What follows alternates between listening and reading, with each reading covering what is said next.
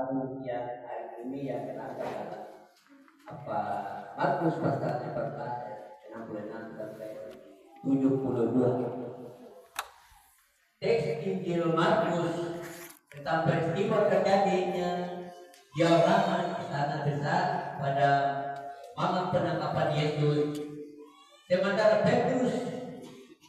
Sementara Yesus diperiksa di dalam ruang imam besar, Simon Petrus mengikuti dari belakang.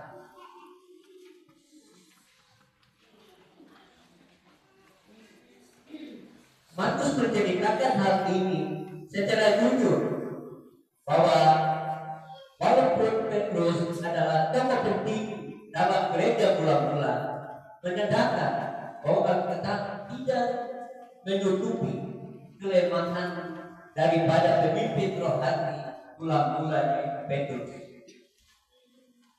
Latar belakang dari penangkapan Petrus adalah penyangkalan Petrus adalah penggenapan perbuatan Yesus dalam Markus pasal 14 ayat 30. Secara manusia Petrus diliputi ketakutan karena hubungannya dengan Yesus dapat membawa kepada hukuman yang sama. Secara teologi menegaskan kelemahan manusia tanpa kekuatan Roh Kudus, tetapi juga membuka jalan bagi anugerah Tuhan. Pemulihan sentral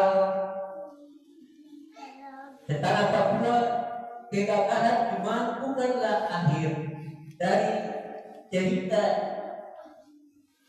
jika kita mau kembali kepada Tuhan.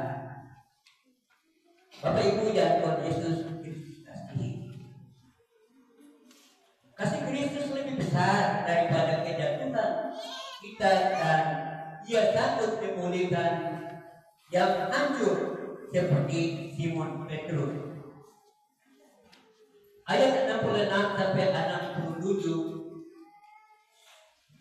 tuduhan yang pertama, seorang pelayan perempuan melihat Petrus dan berkata, "Engkau juga bersama-sama dengan Yesus orang Nazaret itu."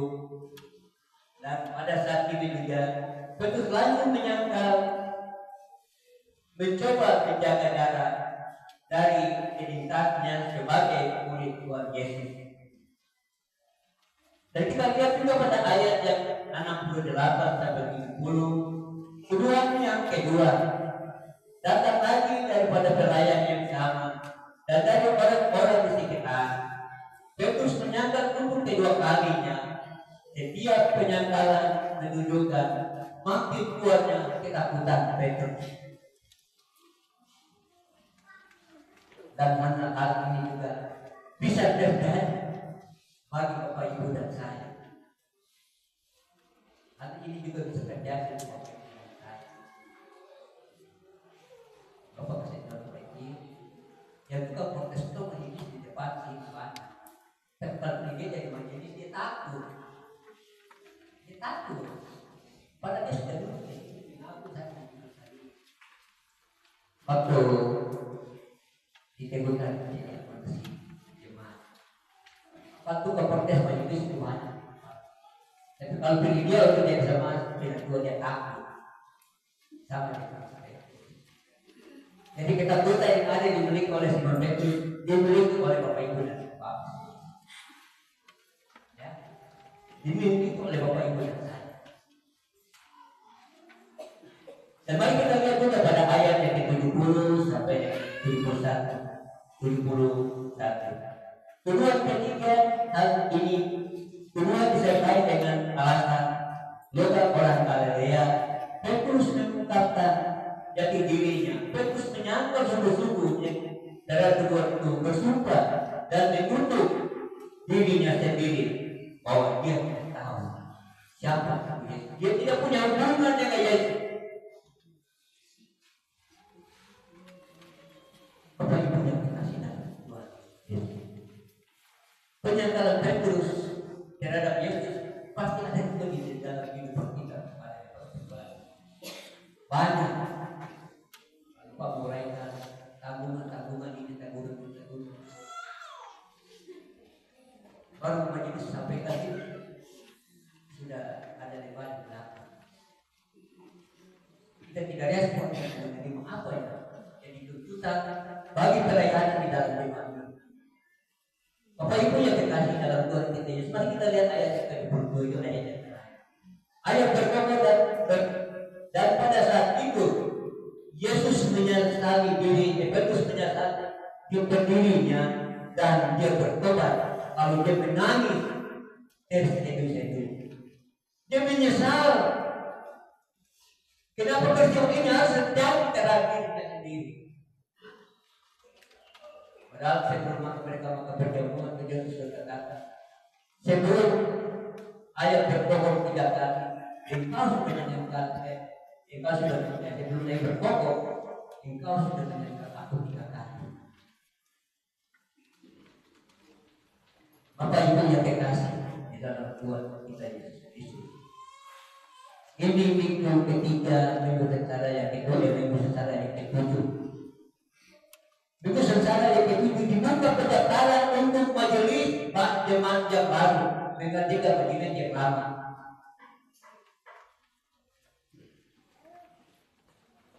Jangan ada penyangkalan sebagaimana di Petrus. Di atas dokumen Bapak sampaikan pendaftaran majelis baru, dan Bapak orang yang pertama di dalam jemaat di dalam majelis satu sebagai majelis terdaftar bulan kembali. Kenapa Bapak harus mendaftarnya? Bapak sudah tua, 32 tahun. Bagaimana Bapak rasakan berkat Tuhan yang tidak berkesudahan di dalam kehidupan Bapak?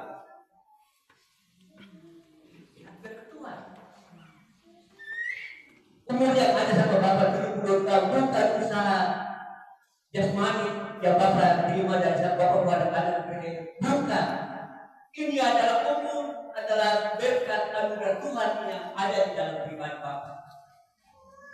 Maka di muka jemaat dalam pendaftaran minggu pertama ini, bulan yang terakhir, bulan April yang Maret ini, Bapak calon orang yang pertama dari jemaat yang kedua dan yang satu. Bapak tidak takut, Bapak tidak mau, Bapak tidak cukup merasakan bagaimana kasih Tuhan dalam hidup ini. Kita lihat bagaimana peristiwa penyesalan Yesus ini, penyesalan Petrus kepada Tuhan Yesus. Mari kita belajar menyikapi hal ini. Kalau dulu memang saya begini, mari kita sadar.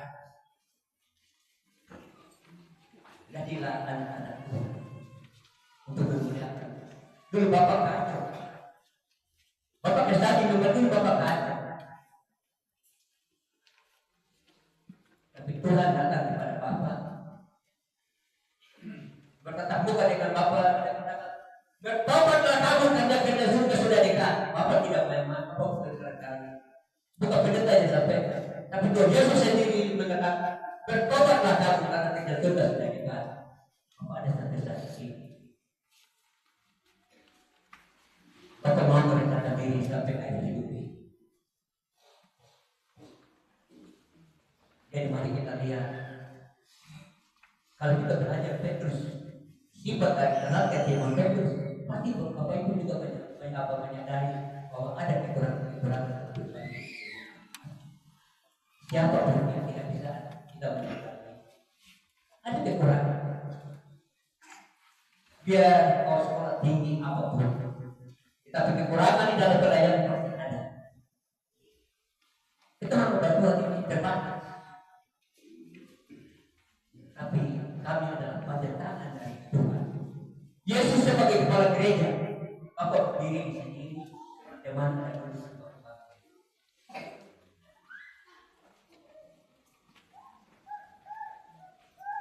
dan di pagi hari ini Pak menyampaikan bahwa tugas pelayanan gereja ini sangat berat. Kalau tugas pelayanan gereja ini, majelis diatur dengan tata gereja dari ujung kaki sampai ujung rambut. Mau minum, skor. Makan orang, skor. Misalnya menggunakan fasilitas di dalam gereja, skor. Yang di majelis ini bukan hanya sebagai bunga. Kita dengan aturan. Dan di akhir khotbah ini, Bapak bersampaikan, Bapak mohon maaf, mohon ampun kepada warga yang berdiri calon-calon anggota jemaat yang tetap majelis. Sebentar Bapak akan skor. Ada 2 orang, tapi satu sudah minta ampun dari malam. Dia mau mengikut Tuhan, mau mengikut Tuhan. Jadi terpaksa saya Bapak hanya skor. Bapak tidak main-main dengan tata gereja. Siapapun dia. Karena itu adalah hasil keputusan rakyat kemarin minggu ini. Mandor Mabeli tidak boleh melayani satu pun datang. Yang terlibat dalam tingkatan ini.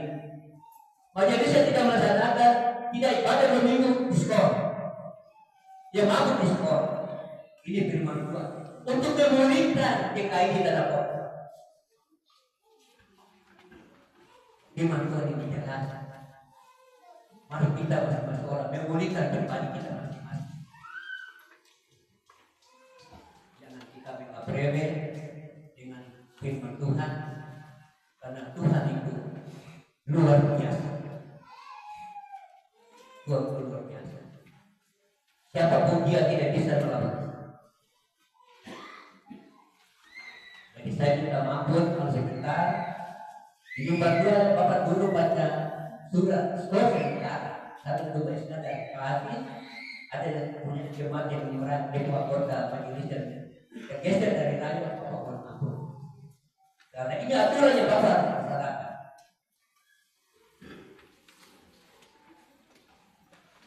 Jemaat yang Tuhan Yesus Kristus kasih. Banyak yang kalian Petrus kepada Tuhan Yesus untuk memulihkan kehidupan Simon Petrus, dan Simon Petrus jatuh di dalam kedemanan, tapi Tuhan mengangkatnya kembali untuk menjadi tokoh penting di dalam berdirinya gereja mula-mula di Yerusalem. Dan Tuhan pakai Simon Petrus luar biasa. Tuhan pakai Simon Petrus luar biasa pada saat itu. Dan Bapak Ibu juga. Tuhan bisa pakai Bapak Ibu luar biasa bagi Bapak di atas mimbar ini. Kenapa tidak bisa? Tuhan pakai semua umat ciptaan. Karena kunci dari semuanya itu Tuhan adalah Bapak Ibu dan saya sangat berharga di mata Tuhan.